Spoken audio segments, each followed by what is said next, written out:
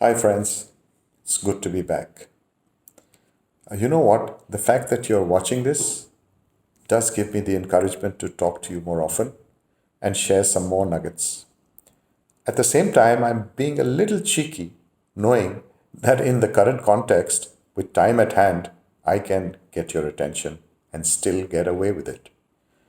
The intention, of course, is always to share facts which are thought provoking and healthier compared to your daily diet of social media junk food. We get that in abundance, don't we? One thing is for sure, change is the only constant. No matter how we lead our lives, we have to keep reinventing and adapting to the change around us. The pace of change has also increased. For example, the number of things that changed in the first 30 years of our lives were repeated in the next 20, and perhaps again in the next 10 and 5, and then 2 years, and now down to 6 months, and now even a month. Every month, there is some kind of change that we experience in our lives.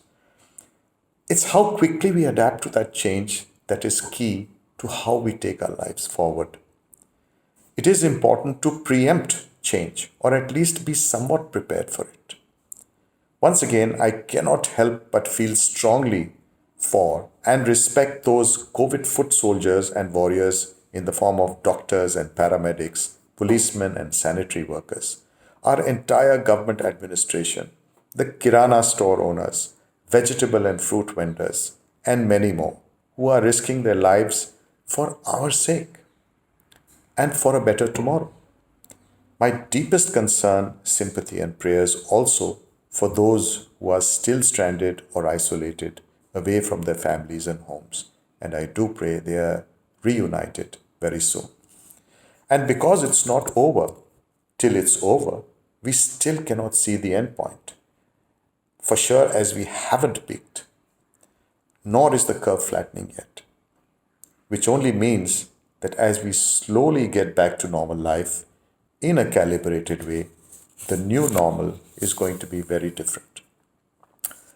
I was trying to visualize how we will move forward from here, knowing that the virus is here to stay and we will have to live with the fear of contracting it till we find an antidote. For sure, there will be a lot of the younger part of our population, almost 70%, below the age of 40 or 45, who will probably recover much quicker if infected. What we will have to focus on is to protect the elderly, especially those over the age of 60 with problems like hypertension, diabetes, renal issues. And that means all the necessary precautions possible to keep them indoors and safe. The younger lot, if infected, must get tested and self quarantined with a lot of discipline and care if life must go on. For sure, we do not want another prolonged lockdown if things go out of hand. We are treading on uncharted territory. So, what will be the new normal going forward? In other words, what will be the likely changes that we will all experience? To start with, as the lockdown eases, some more businesses will resume. Needless to say, this will happen only in the green zones, and the orange and the red zones will have to wait longer. The essential services are, of course, already working at 40 to 50% capacity. Other priority sectors will also start in a staggered manner. Businesses and activities like movie theaters, air and rail travel, restaurants, schools, hotels, and marriage halls, malls, etc., will probably take a while to open to avoid community spread of the virus. And all of them will have to follow strictly a lot of standard operating procedures, or SOPs as we often call it. In the new normal, when you step out and enter a workplace or a public place, besides a security layer, you will have to go through several protocols. You will not step out anywhere without a mask, of course. A thermal scan, sanitizing your hands, probably having disposable gloves, etc., will be a part of your daily life. And if at all you had your car handed over to a valet somewhere. A whole lot of sanitizing procedures before and after may have to be followed. I know all this sounds crazy, but I told you earlier, this will be the new normal, and we need to preempt this. Air travel would mean several hours of pre and post travel routines, besides perhaps one person for every three seats, and several minutes to board each passenger. And I'm not talking about all the disinfection you will need once you're home. Foreign travel and holidays will take a backseat for now. Although, ironically, the airlines, which are now grounded, would have made lots of money with the current oil prices at an all time low. And considering fuel was almost 50% of the cost of running an airline, cruise ships will also now be out of favor completely. So these are the new normals we have to come to grips with for businesses that are going to face these challenges. Will this also then mean less travel and going out? For sure. But let's see to what extent. For once, staying home and partying with a close group of friends and family will be a way of life. For working people, a lot will switch to working from home and the communication will be more digital. Wherever efficiencies are not compromised, obviously, work from home will continue to happen.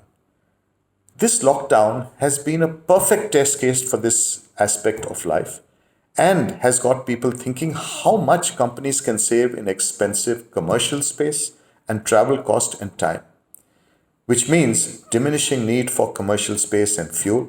Living overall will become more frugal, and online shopping perhaps a preferred mode of buying things. Businesses also prefer to reach the customer rather than the other way around. Public transport like buses and trains will be less preferred, and the Olas and Ubers of the world will take a big hit too. Sorry. Even metros will lose a lot of clients, at least initially. This may augur well for the automotive and two-wheeler industry, though as their sales will most likely to increase because once the Olas and Ubers lose out and favor with passengers, the two-wheelers and four-wheelers are likely to sell more. Education will switch to distance learning and online methods, and the entire education model is likely to see a revamp. Health insurance is likely to go up big time. So, those of you who play the stock market, here's a tip. Healthcare, pharma, insurance are the areas to bet on. Imagine going to a conference, a musical concert, or a wedding now. The process would involve all that I mentioned above. And if you happen to be warm blooded and the thermal scan shows positive, back home you go, or you just might need to undergo a corona test. Weddings will become less opulent, and so too will destination weddings due to the travel issues and the cumbersome process involved. Gold and jewelry and elaborate designer wear will most likely lose favor. Discretionary spending will reduce, especially on big ticket items. Frugal living will be a noticeable outcome of the lockdown experience. Chinese products are likely to lose favor, not just in India, but worldwide. People are more likely to shop at malls where hygiene and sanitation standards are being followed compared to the smaller crowded shops. Gyms, beauty parlors, salons will not be frequented as much. Restaurants will probably have less furniture and seating space due to social distancing will be much wider. Sharing and co-working spaces will see diminishing occupancy as more and more people start to work from home. Movie making and TV serials will be tough to make. Imagine romantic scenes with social distancing or seeing your favorite stars on screen with masks. Unimaginable. Well, but on a positive note again, let's see what changed for the better in this period of lockdown. Almost everyone became innovative on food and cuisines. YouTube received millions of hits for cooking recipes, and we rediscovered the art of experimenting and creating culinary delights at home inexpensively. Spouses got to know each other better.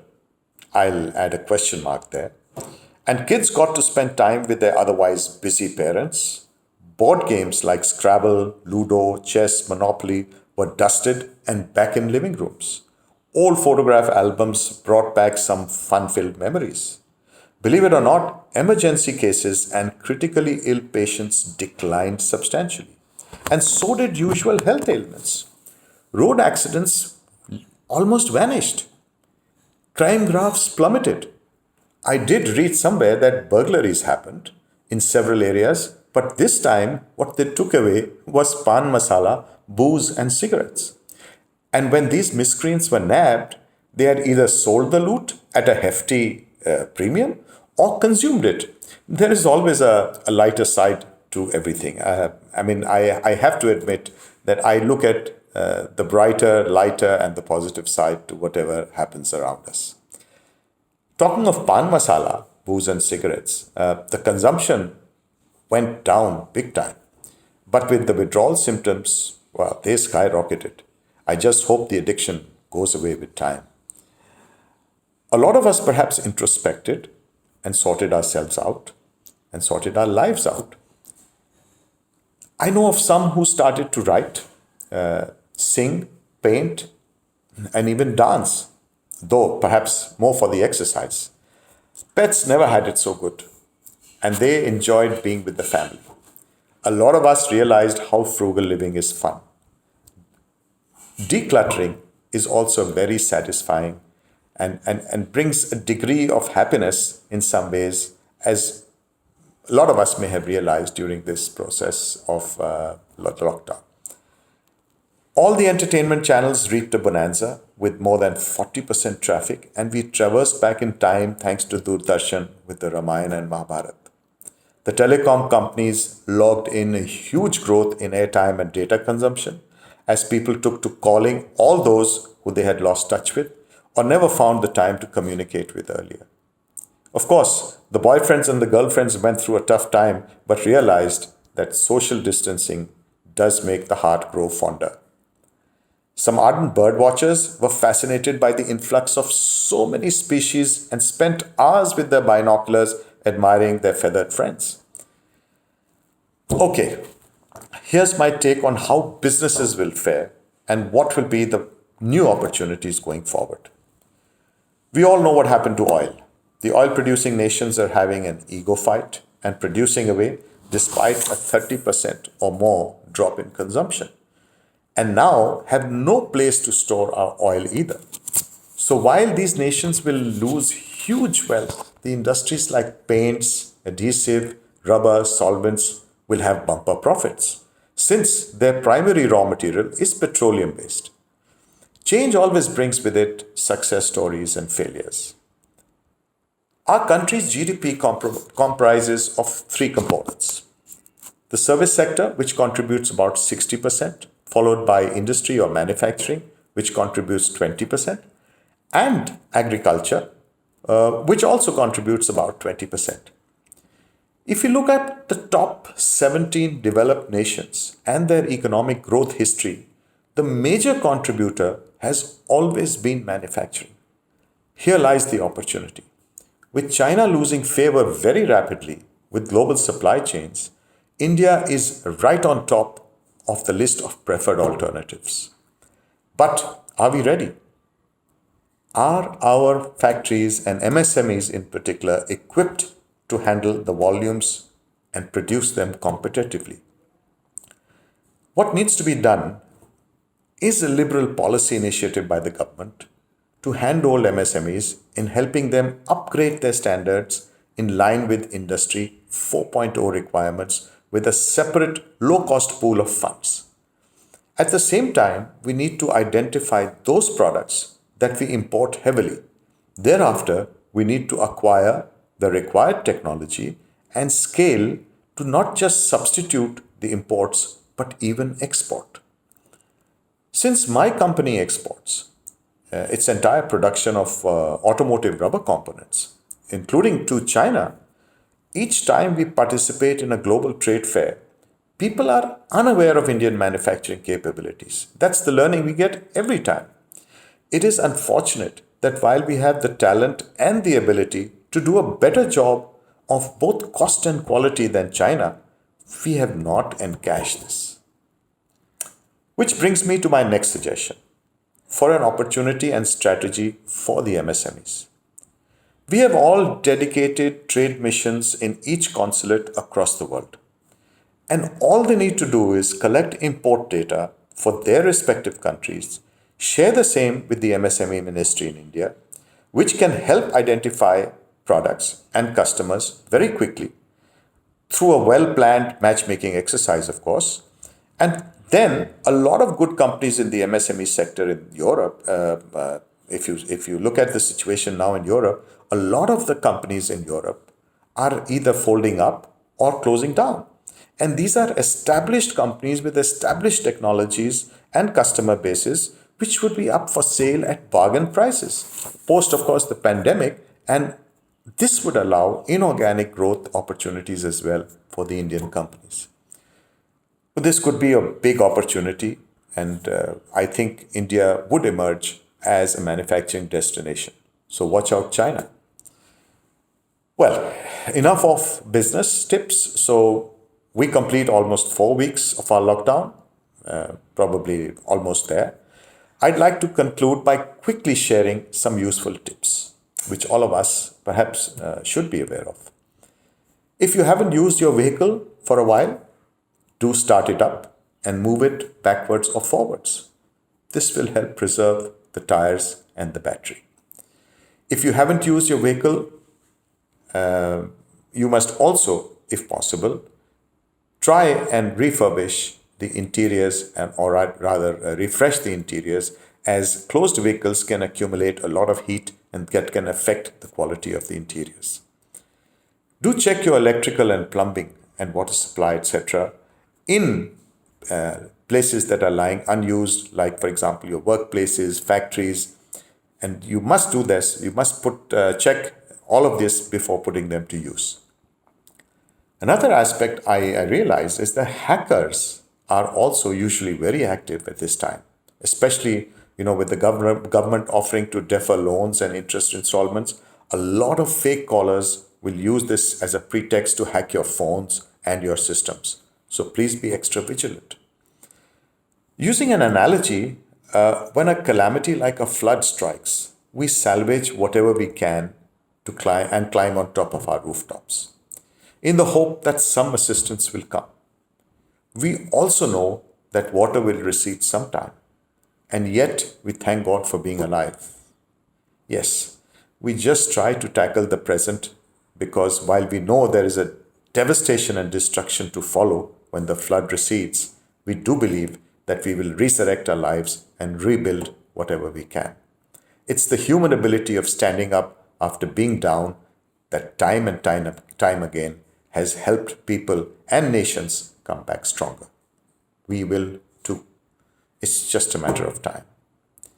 Be an optimist, because an optimist is someone who figures that taking a step backward and taking a step forward is not a disaster.